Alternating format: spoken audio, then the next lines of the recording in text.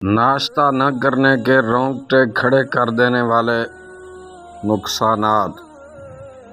میرے خیال میں عالمی آبادی کی بہت بڑی اکثریت نے اس وقت ناشتے کی عادت مکمل طور پر ترک کر دی ہے۔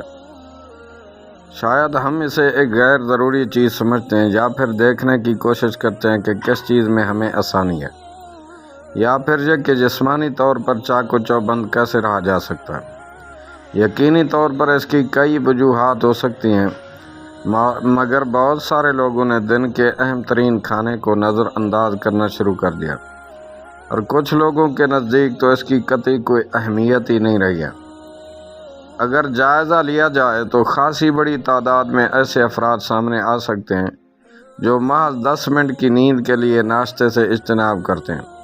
حالانکہ وہ عمدہ منصوبہ بندی کے تحت اپنا یہی وقت صبح کی اولین غذا یعنی ناشتے پہ صرف کریں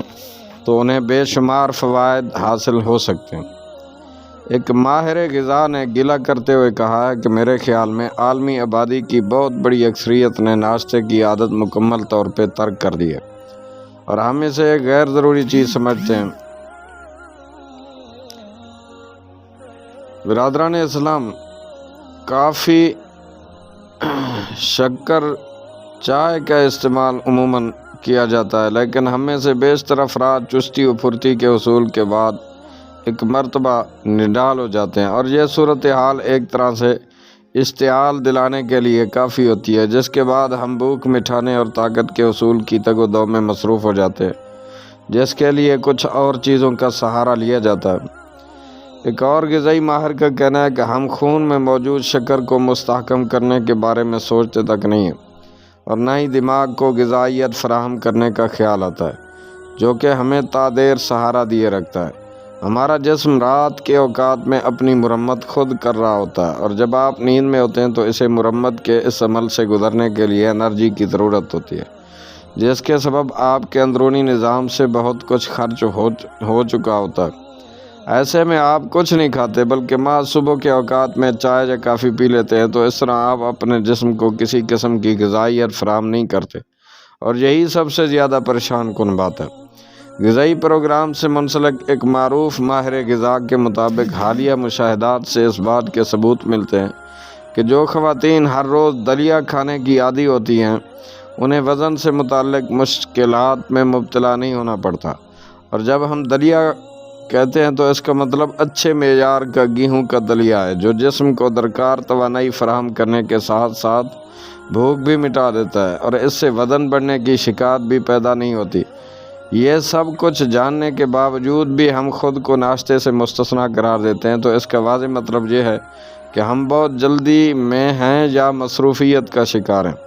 ہم اس بات پر تو پریشان ہو سکتے ہیں کہ آج موسم کیسا رہے گا، ہمیں اس بات پر فکر ہو سکتی ہے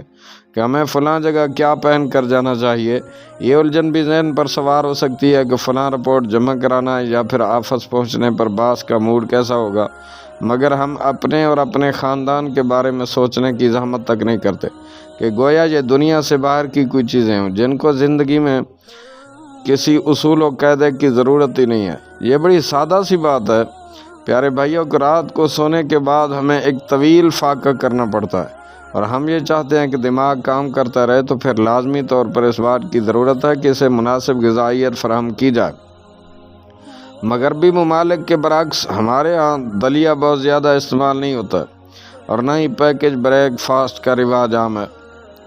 مگر ہاں بسکٹ، ڈبل روٹی کے سلائس، برگر یا فروٹ بن جیسی اشیاء لوگ اپنے ساتھ رکھتے ہیں، کیونکہ وہ محض بھوک محسوس کر رہے ہوتے ہیں۔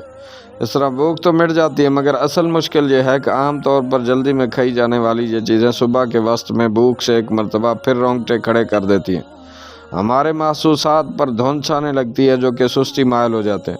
اور اس طرح ہماری ثمر آوری پر منفی اثرات مرتب ہوتے ہیں۔ اچھے اور سمجھدار ماہرین غذا صبح کے اوقات میں ہمیں جسمانی اعتبار سے ٹوٹ پھوٹ اور تباہی سے بچاتے ہیں، جبکہ ان کی کوشش ہوتی ہے کہ ذہنی اور جذباتی اعتبار سے بھی کوئی نقصان نہ پہنچے، لہذا وہ غذائیت سے بھرپور ناشتہ تجویز کرتے ہیں۔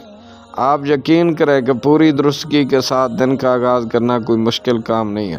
اور لوگ بڑے سہل انداز سے کاربوہائیڈریٹ سے بھرپور ناشتہ کر سکتے ہیں، جس میں گندم کا دلیا، خمیری روٹی، پروٹین، دہی، دودھ، کاٹی چیز، مکھن اور انڈے شامل ہوں، تو اس سے جسم کی غذائی ضرورت پوری ہو سکتی ہے۔ عمدہ اور خالص کاربوہائیڈریٹ کا حصول ریفائنڈ شوگر سے بھی ممکن ہے، جس سے خون میں موجود شکر کا لیول بلند ہونے لگتا ہے، مگر چونکہ جسم ایسی شکر کو جلد جذب کر لیتا ہے، لہذا خون میں اشتعال کی کیفیت بہت جلد ختم ہو جاتی ہے۔ یہ بھی ایک عجیب سی بات ہے کہ رات بھر بھوکے رہنے کے بعد لوگ شکر کے حوالے سے حساس ہو جاتے ہیں، اور اسی لیے ناشتے کے اوقات میں ریفائنڈ شوگر سے گریز کا مشورہ دیا جاتا ہے۔ پھلوں کا جوس نہیں، اس حوالے سے بے مثل مشورہ ہے، کیونکہ پھلوں میں موجود ریشہ اندرونی نظام میں گلوکوز کے داخلے کی رفتار سست کر دیتا ہے۔ چونکہ شکر وہاں پہلے ہی موجود ہوتی ہے، تو آپ چست و چلاک رہتے ہیں۔ ایک غذائی ماہر کے مطابق پھل اس لحاظ سے بہتر ہیں کہ یہ ہمیں ریشہ فراہم کرتے ہیں، جس کا حصول فروٹ جوس میں ممکن نہیں ہے۔ پھلوں کا جوس نکالنے کے بعد ہم اس کی باقیات فضول سمجھ کر پھینک دیتے ہیں، مگر یہ محض کوڑا کرکٹ نہیں ہوتا، اس میں بھی بہت ساری غذائیت چلی جاتی ہے۔ بہت سے لوگوں کا یہ خیال ہے کہ کافی پینے سے نقصان کا اندیشہ ہوتا ہے، مگر ماہرین کا یہ کہنا ہے کہ کافی کو معقول مقدار میں استعمال کیا جائے تو یہ نقصان دہ چیز نہیں ہے۔ مگر ہاں،